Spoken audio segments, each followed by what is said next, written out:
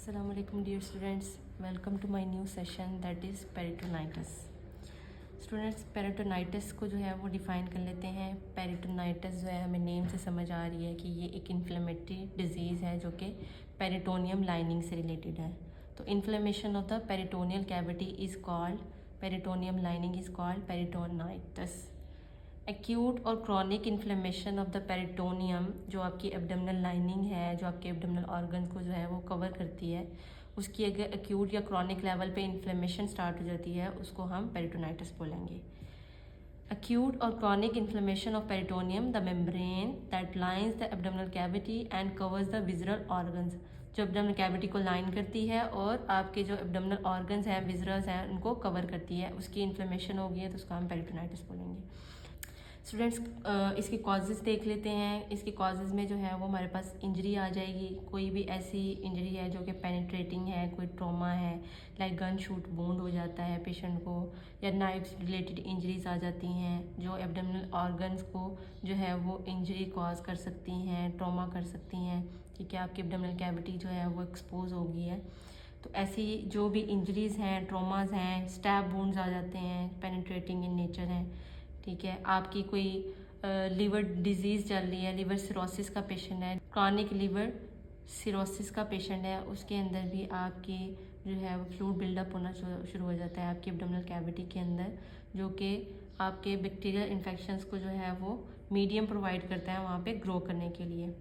तो bacterial infections हो सकते हैं, गन शूट इंजरीज़ हैं, ट्रोमास हैं, स्टैब वुंड्स हैं, या आपकी कोई जीआईटी ऑर्गन है, फॉर एग्जांपल कोई इंटेस्टाइनल रप्चर हो जाती है, इंटेस्टाइन रप्चर कर जाती हैं और वो इंटेस्टाइनल कंटेंट आपकी एब्डोमिनल कैविटी में चला जाता है जो कि पेरिटोनियम की इन्फ्लेमेशन कॉज कर सकता है।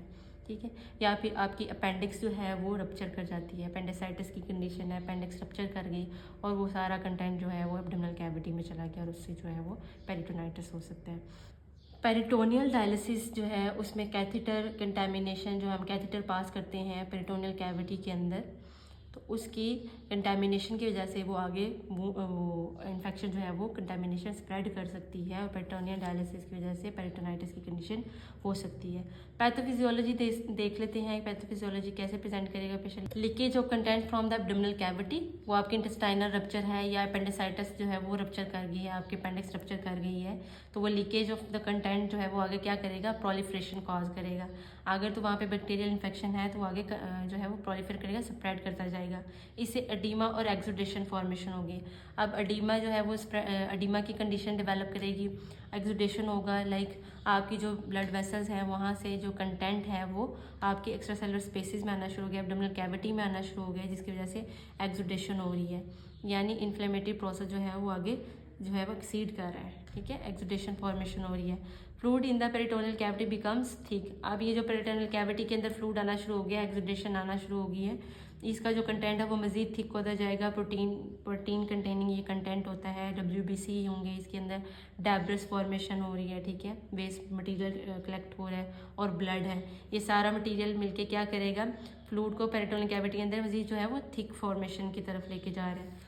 अब लीकेज होगी, प्रोलिफ्रेशन होगी, देन वो एडीमा और एक्सुडेशन की तरफ लेके जा रहा है। फ्लूइड जो है वो मज़ीद थिक होना शुरू हो गया, प्रोटीन कंटेंट उसके अंदर ज़्यादा है, WBC काउंट ज़्यादा हो गया है, ब्लड और डेब्रिस जो है वो कम्युलेट होना शुरू हो गया वहाँ पे। इसके साथ क्या होगा, आपकी जो एब्डोमिनल कैविटी के अंदर इंटेस्टाइन्स पड़ी हैं रिस्पॉन्स करेंगी। उस इमीडिएट रिस्पॉन्स के अंदर क्या होगा, सबसे पहले वो हाइपर मोटिलिटी शो करेंगी, आपकी इंटेस्टाइन जो है वो हाइपर एक्टिवेट हो जाएंगी। इसके बाद पैरालिटिक इलियस की कंडीशन आएगी, जिसमें आपकी जो आपकी इंटेस्टाइन्स हैं वो इंटेस्टाइनल कंटेंट को आगे मूव ऑन करने में जो है वो प्रॉब्लम करेंगी। फंक्शनल इंटेस्टाइनल ऑब्स्ट्रक्शन आना शुरू हो जाएगी, हाइपर मोटिलिटी। देन उसके बाद जो है वो अकोमुलेशन होना शुरू हो जाएगी पैरालिटिक इलियस की वजह से। आपके इंटेस्टाइन्स के अंदर गैस और इंटेस्टाइनल कंटेंट जो है वो ऑब्स्ट्रक्ट होना शुरू हो गया इंटेस्टाइनल ऑब्स्ट्रक्शन की वजह से। अब पेरिटोनाइटिस की जो है वो साइन एंड सिम्टम देख लेते हैं। स्वेलिंग होगी, ऑब्वियसली जो है इन्फ्लेमेटरी प्रोसेस जो है वो जनरेट हो चुका है, स्वेलिंग और टेंडरनेस होगी, पेन टू टच होगा पेशेंट का एब्डोमेन, फीवर होगा पेशेंट के जो है वो बैक्टीरियल इन्फेक्शन की वजह से जो है वो इन्फ्लेमेटरी प्रोसेस की वजह से फीवर और चिल्स की कंडीशन आएंगी, लॉस ऑफ एपिटाइट हो सकता है, नोजिया वॉमिटिंग कंडीशन है, पेन हो जाएगी, फास्ट हार्ट रेट, लो BP, पेशेंट सेप्टिक शॉक की कंडीशन में जाना शुरू हो जाएगा, टैकिकार्डिया और लो BP की कंडीशन है। डिहाइड्रेशन की वजह से लिमिटेड यूरिन प्रोडक्शन है, सारा जो फ्लूइड है वो तो एब्डोमिनल कैविटी के अंदर बिल्डअप होना शुरू हो गया। डिहाइड्रेशन की कंडीशन है और यूरिन प्रोडक्शन जो है वो वेरी लो है, लिमिटेड है।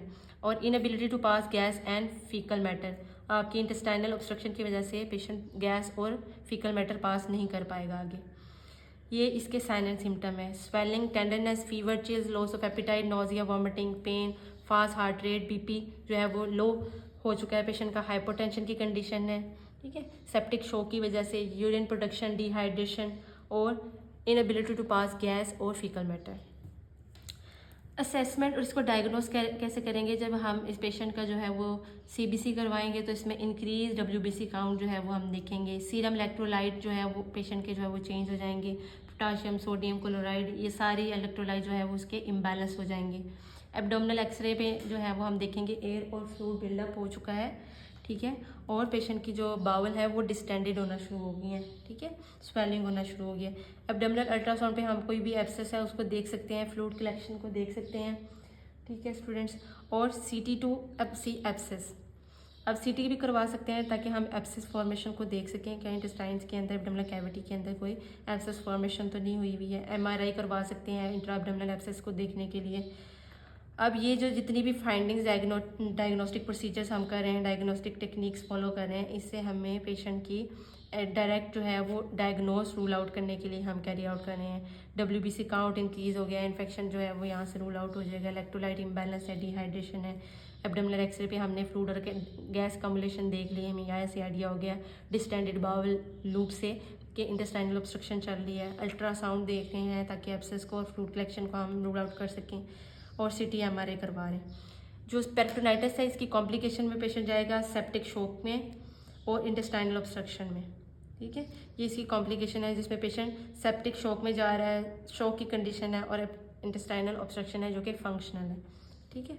ये इसकी कॉम्प्लिकेशन है। मेडिकल मैनेजमेंट देख लेते हैं। फ्लूइड एंड इलेक्ट्रोलाइट रिप्लेसमेंट करनी है ताकि हम जो फ्लूइड बिल्डअप हो रहा है एब्डोमिनल कैविटी के अंदर, इंट्रावास्कुलर वॉल्यूम कम हो रहा है, फ्लूइड इलेक्ट्रोलाइट बैलेंस में नहीं है, उसको हम रिप्लेसमेंट करेंगे फ्लूइड और इलेक्ट्रोलाइट की। एनाल्जेसिक्स देंगे पेन को रिलीव करने के लिए, एंटीबायोटिक थेरेपी, अगर बैक्टीरियल इन्फेक्शन है ऑक्सीजन थेरेपी दे रहे हैं, पेशेंट सेप्टिक शॉक में जा रहा है तो ऑक्सीजन थेरेपी करेंगे। उसकी जो ब्रीदिंग है वो बहुत ज़्यादा स्लो डाउन हो चुकी है, उसको हम ऑक्सीजन थेरेपी देंगे। NG2 पास कर सकते हैं, सक्शन कर सकते हैं इंटेस्टाइनल कंटेंट की, ताकि जो ऑब्स्ट्रक्शन है उसको हम रिलीव कर सकें, एब्डोमिनल डिस्टेंशन को जो है वो रिलीव कर सकें और इंटेस्टाइनल फंक्शन को रिस्टोर कर सकें, ठीक है। ये हमने देखा इंटेस्टाइनल ऑब्स्ट्रक्शन की वजह से जो है वो पेशेंट का जो है वो एब्डोमेन बहुत डिस्टेंडेड हो चुका होता है, तो NG ट्यूब इंसर्शन करके, इंटूबेशन करके हम सक्शन कर सकते हैं स्टमक कंटेंट की और इंटेस्टाइनल ऑब्स्ट्रक्शन को रिड्यूस कर सकते हैं। मेडिकल मैनेजमेंट में हमने फ्लूइड इलेक्ट्रोलाइट बैलेंस कर दिया, एनाल्जेसिक्स दे दिए, एंटीबायोटिक थेरेपी कर दी, ऑक्सीजन थेरेपी कर दी और NG ट्यूब इंटूबेशन कर दी हमने। सर्जिकल रिप्लेसमेंट जो है वो इसके अंदर हम क्या करेंगे, एक्सप्लोरेटरी लेप्रोटमी करेंगे, जिसमें हम एक एब्डोमिनल इंसिजन दे सकते हैं, मिड लाइन भी हो सकता है और ट्रांसवर्स भी हो सकता है, ताकि हम इंटेस्टाइन जो एब्डोमेन के अंदर ऑर्गन्स पड़े हैं उनकी इंजरीज़ को देख सकें। आया एब्डोमेन के अंदर कौन सा इशू है जो रूल आउट नहीं हो रहा, बाकी जितने भी rest of the diagnostic techniques हैं उनसे हमें रूल आउट नहीं हुआ। अनएक्सप्लेन कोई ब्लीडिंग है, वॉमिटिंग है, हम पेशेंट की जो है वो एब्डोमिनल लेप्रोटमी के थ्रू जो कि मिड लाइन इंसिजन दे सकते हैं, ट्रांसफर्स दे सकते हैं और एब्डोमेन को ओपन करके हम देखेंगे इशू क्या है। एक्सीजन कर सकते हैं, लीजन की एब्सेस फॉर्मेशन जो हुई भी एब्डोमिनल कैविटी के अंदर। तो फीकल डाइवर्जन में जो हमने क्या करना है, टोटल कलेक्टमी के बाद पेशेंट की फीकल डाइवर्जन के लिए उसको फीकल मैटर को आउट करने के लिए हम क्या करते हैं, इलियर एनास्टोमोसिस कर देते हैं या फिर इलियोस्टमी कर सकते हैं, जिसमें हमने एब्डोमिनल ओपनिंग, एक्सटर्नल ओपनिंग बनानी है और वहाँ से faecal matter outside the body जो है वो एक्सक्रीट आउट करवाना है, ठीक है। एक्सप्लोरेटरी लेप्रोटमी, एक्सीजन कर सकते हैं लीजन की एब्सेस फॉर्मेशन की, फीकल डाइवर्जन कर सकते हैं जिसमें टोटल कलेक्टमी अगर हम कर देते हैं, बाउल रिमूव कर देते हैं, कोलोन को रिमूव कर देते हैं, तो इलियर एनास्टोमोसिस कर सकते हैं या फिर कोलोस्टमी बैग अटैच कर सकते हैं, ये लॉस्टमी बैग अटैच कर सकते हैं जो कि इलियम के साथ है या फिर कोलोन के साथ है।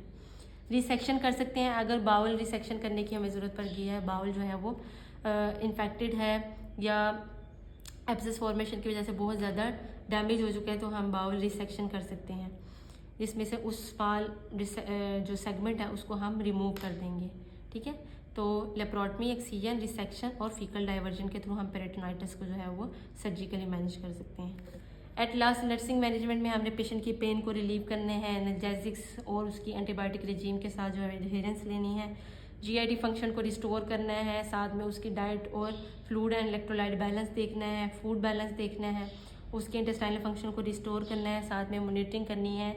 अगर हमें मज़ीद जो है वो रिस्पॉन्स नहीं आ रहा पेशेंट का, उसको असेस करना है, अगर पॉजिटिव रिस्पॉन्स है, अगर पॉजिटिव रिस्पॉन्स है तो वेल एंड गुड, अगर नहीं है तो फिर हमने उसको दोबारा से रीअसेसमेंट पे डालना है और पेशेंट की जो नर्सिंग मैनेजमेंट है उसको कैरी आउट करना है, बैलेंस करना है।